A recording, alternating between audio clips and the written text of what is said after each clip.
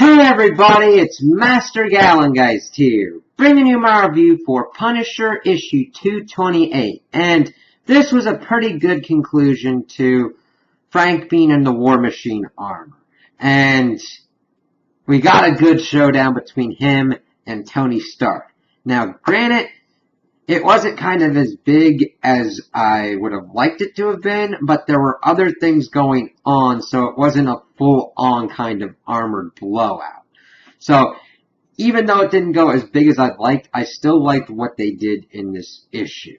So, we start off from where we last left off with Iron Man confronting Frank, and of course he's like, well, how about we see if we can multitask, Tony, and lights this trail of gasoline that he has on fire to go and burn the rest of them. So Tony does the hero thing, goes, I'm going to stop this, but of course Frank fires a missile and collapses part of the structure on top of Tony so they can go after Hydra Cap, Zemo, and Ghost. And he gets out there, we see them taking off in a helicopter, and they're asking if there's any way to stop him. He's like, nope. And Frank takes out the helicopter, stomps on a dude's head, frickin' smashes his way through another dude. But of course, Zemo kind of has a plan now. He's got a kind of upgraded suit, and he kind of does this fusion thing with Ghost, which was kind of interesting. I didn't really expect that. And they pretty much start whooping, well, not really whooping Frank's ass, but pretty much getting Frank into a position that he can't really do much, but he's not really getting completely destroyed.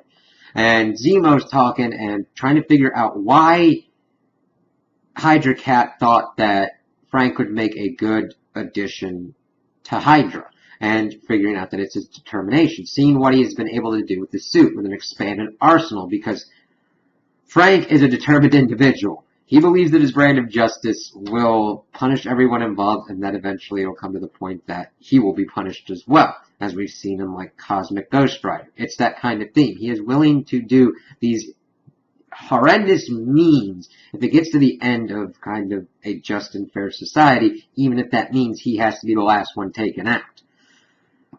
But of course, that same determination goes into effect against Zemo, as they're like pretty much using Ghost powers to short circuit his suit, but he's like, okay, you're already in my suit, and then zaps him and gets him out and gets him separated. And of course, he's pummeling the shit out of Zemo, but then Tony gets back into effect and they start fighting and everything, and that's of course when Zemo and Ghost pretty much get away, but they've still got Hydra Cap on the scene. And pretty much Tony's trying to get him to stop, but Frank, of course, is kind of outclassing him. Tony doesn't want to hurt Frank, but Frank can get to a position. It's really interesting. Once you get into certain masteries of certain things, like martial arts and deadly combat arts, you know what it takes to kill someone, and you know what it takes not to kill someone but incapacitate him. Frank is pretty much getting into the point to try and incapacitate Tony as much as possible. As he does that and Zemo and Ghost get away, we get to a thing that happens that really helps out, because I was wondering what the timeline was for what's going on, and we find out that this still works within the timeline of Tony Stark Iron Man, because Rhodey pops up on the scene with Manticore.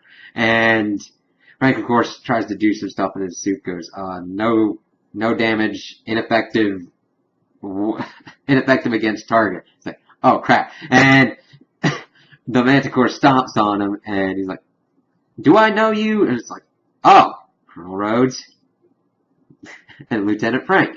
And this was really cool, because Rhodey pretty much tells him why he's got a problem with what Frank's doing. It's pretty much taking his legacy, which it means just more than Rhodey and Frank, and using it to his own destructive ends. And that Frank doesn't really want that, and he doesn't want his legacy to be wrapped up in that. He wants his own thing, so that way it's self-contained, kind of, you know what I mean?